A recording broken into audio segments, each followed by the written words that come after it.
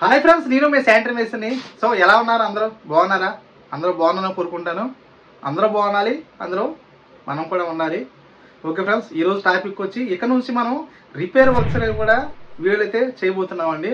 ఇప్పుడు వచ్చి మీకు చెప్పింది రిపేర్ వర్క్ అనమాట చేయబోయేది. ఇండియన్ డైరెక్ట్ నుంచి యూఎన్ కమోడిటీకి మార్చినప్పుడు కొన్ని పొరపాట్లు అయితే చేస్తారని చెప్పాను కదా, అటువంటిదే ఇక్కడ పొరపాటు జరిగిందనమాట. ఆ పొరపాటు ఏంటి, అలాగే పూర్వం అనేది మట్టి పైపులు వేసేవారు గ్రౌండ్ వర్క్లు ఎక్కువ కూడా. సో అది రిపేర్ వస్తే అసలు దాన్ని ఎలా జాయిన్ చేయాలి ఈ పీవీసీ పైపులతో అనేది ఈ వీడియోలో మీకు చాలా వివరంగా ఎక్స్ప్లెయిన్ చేశాను. మేస్త్రి కింద చేస్తున్నప్పుడు ఏదో ఒకటి పాత బిల్డింగ్ చేస్తున్నప్పుడు రిపేర్ కూర్చున్నప్పుడు ఈ వీడియో మీకు చాలా హెల్ప్ అవుతున్న ఉద్దేశంతో ఈ వీడియో అయితే చేశాను. ఆలోచన చేయకుండా వీడియోకి వెళ్ళిపోతాం. సో వెళ్ళిపోయే ముందు ఎవరో కొత్త వాళ్ళు చూస్తే సబ్స్క్రైబ్ చేసుకోండి, అలాగే ఈ వీడియో తప్పకుండా లైక్ చేయండి.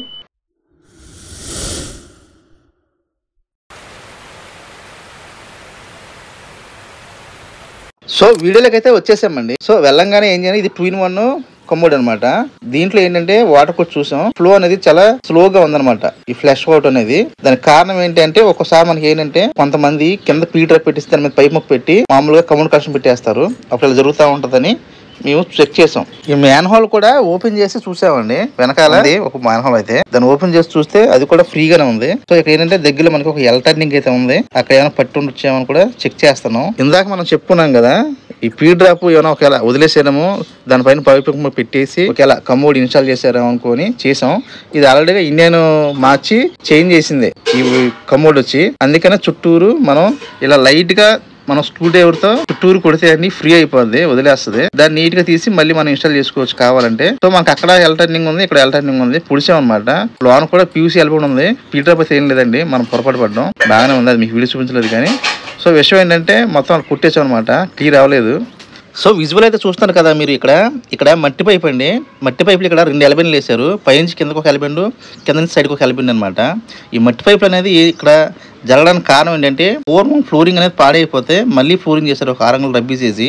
అది దింస వేసినప్పుడు ఇక్కడ ఎలబెండ్ అనేది పైలిపోయి దానివల్ల స్టక్ అయిపోవడం వల్ల వాటర్ అనేది మ్యాన్హోల్కి వెళ్లకుండా కిందకి వెళ్ళిపోతుంది అనమాట. దానివల్ల మనం ఇప్పుడు క్లియర్ చేస్తున్నాం. సో ఎలా చేస్తామో చూడండి. మీకు ఈ వీడియో ఉపయోగపడితే, మాకు ఉపయోగపడుతుంది ఒకసారి కామెంట్ అయితే చేయండి. ఎందుకంటే నేను రిపేర్ వర్క్ అయితే పెడతాం కదా, మీకు హెల్ప్ అవుతున్నాయా లేదని నాకు ఒక డౌట్ అయితే ఉంది. సో ఇక్కడ మనం 5-4 రిడ్యూసర్ తెచ్చాం, అలాగే 6-4 రిడ్యూసర్ కూడా తెచ్చాం. ఇక్కడ కారణం ఏంటంటే, మామూలుగా స్ట్రైట్ పైప్ అయితే 5-4 రిడ్యూసర్ సరిపోతుందండి. కాకపోతే ఇక్కడ ఎలబెండ్ కొంచెం టర్న్ అయ్యి అక్కడ బ్రేక్ అయింది అనమాట. కరెక్ట్ గా దానికి ఏంటంటే ఎక్కువ 6-4 రిడ్యూసర్ అయితే పడుతుంది. ఇప్పుడు కూడా రిపేర్ వర్క్ లో ఒక వస్తువు ఎక్కువ తెచ్చుకుని బెస్ట్ అండి, మళ్ళీ లేదంటే పని అనేది లేట్ అయిపోద్ది. రిపేర్ వర్క్ అనేది ఆల్రెడీగా లేట్ గానే అవుద్ది, మన వస్తువులు దిగుతుంది, ఇంకా తిరగడం సరిపోద్ది అనమాట. అటు టైం వేస్ట్ అవుతూ ఉంటుంది. సో చూసారు కదా. సో ఇక్కడ మనకి పీవీసీ ఒకవైపు, ఎస్ఎల్బర్ ఒకవైపు ఫిట్టింగ్ వైపు చేయాల్సి ఉంటుంది అనమాట. ఇక్కడ 6-4 రిడ్యూసర్ కి ఇది పీవీసీ వచ్చింది అనమాట ఫిట్టింగ్ అనేది. దానికి 4 అంగుళాల ఎస్ఎల్బర్ ఎల్బెండ్ అయితే దానికి ఫిట్ చేస్తున్నాం. ఇక్కడ పీవీసీ ఫిట్టింగ్ అయితే పీవీసీ గమ్ అయితే యూజ్ చేయాలి.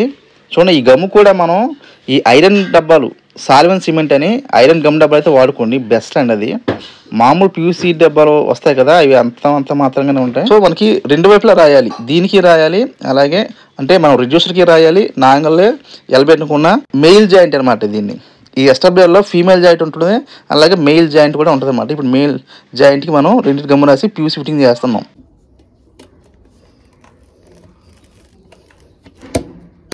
సో ఇప్పుడు మనం తయారు చేసిన ఫిట్టింగ్ని ఆ మట్టి పైపు దగ్గర పెట్టి మ్యాన్ హోల్లోకి, అలాగే మనకి ఈ నాంగల్ ఎస్టబ్లైర్ ఉంది కదా ఫిట్టింగ్, దాంట్లోకి ఎంత ముక్క పడుతుందో మనం కొలుచుకుంటున్నామండి. ఆ కొలుచుకున్న తర్వాత పైప్ ముక్క కట్ చేసుకొని నీట్గా దాని పైప్ ముక్కను కూడా నీట్గా అర తీసుకోవాలండి. అర తీసుకుంటే మనకి ఎస్టబ్లైర్ ఫిట్టింగ్ అనేది చాలా స్పీడ్గా అవుద్ది. కొత్తగా పని నేర్చుకున్న వాళ్ళకి ఈ పాయింట్ అయితే కొంచెం గుర్తుపెట్టుకోండి. ఎస్టబ్లైర్ ఫిట్టింగ్ స్పీడ్గా అవ్వాలంటే వర్క్ అనేది టూర్ కూడా మెయిల్ జాయింట్ని హ్యాండ్ మిషన్తో కానీ, లేదా గోడకు కానీ, లేదా ఆకురైతో కానీ ట్యాపర్గా అర తీసుకోవాలి. కంపెనీ కోన్ లాగా కటింగ్ చేసిన ముక్కని. ఎస్టబ్లైర్కి ఎస్టబ్లైర్ పేస్టే వాడాలండి. పీవీసీ ఫిట్టింగ్కి సాల్వెన్ సిమెంటే వాడాలి, అంటే పీవీసీ గమ్మే వాడాలి. చూసారు కదా, మీకు చూపించాను అర తీసింది.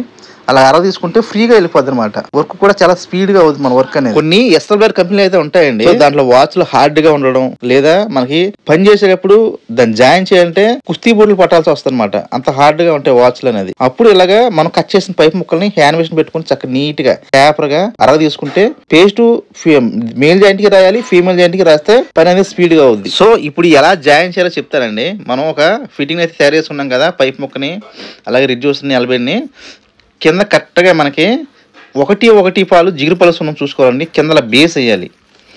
బేస్ వేసి దాని మీద మనం ఈ రిడ్యూసర్ని అయితే మూలకి గోడకి గ్యాప్ లేకుండా టకాయించేస్తే మనకి ఆటోమేటిక్గా ఆ పైప్ కింద పైప్ కొద్దిగా ఒక అంగుళన్నర ఉందండి, దాంట్లో తోపేస్తే ఆ లోన్ నీళ్ళు వచ్చి ఈ రిడ్యూస్లో పడతాయి అనమాట.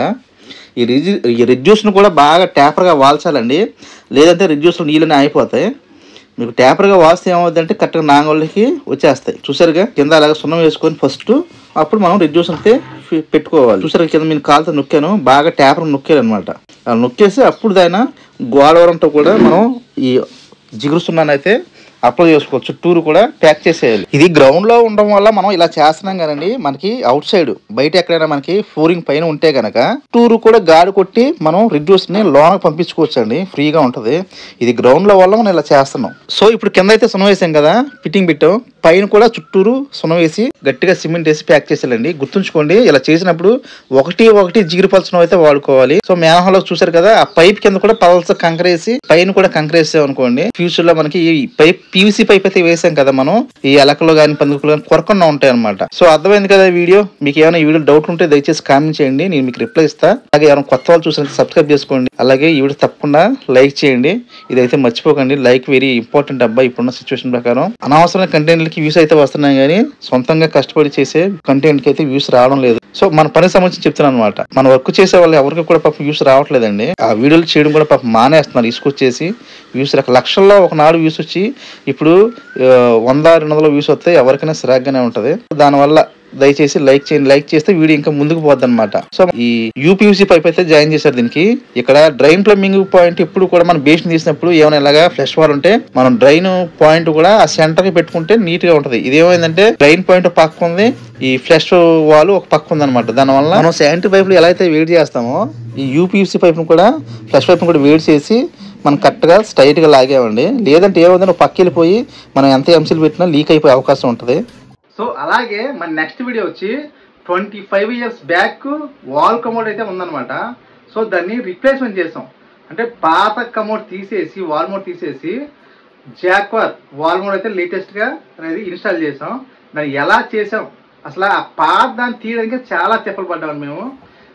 చూపిస్తాను మీ అంత తిప్పలు పడ్డాం, అసలు దాన్ని ఈజీగా ఎలా తీయాలి అనేది టెక్నిక్స్ ట్రిక్స్ అయితే వాడాను.